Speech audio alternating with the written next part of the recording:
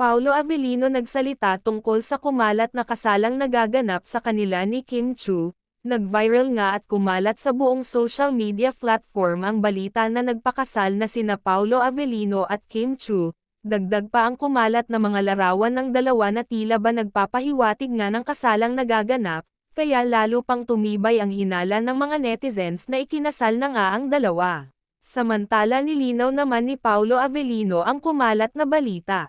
Ang kumalat daw na mga larawan ay kuha sa taping nila ng isang serye na ginaganapan nila, at kung mangyayari man daw na ikakasal sila gusto niya yung handang-handa na sila, nang hinayang ang mga netizens ngunit masaya din sila dahil nilinaw ni Paolo ang kumalat na balita, na isa lamang pala, itong haka-haka at walang katotohanan.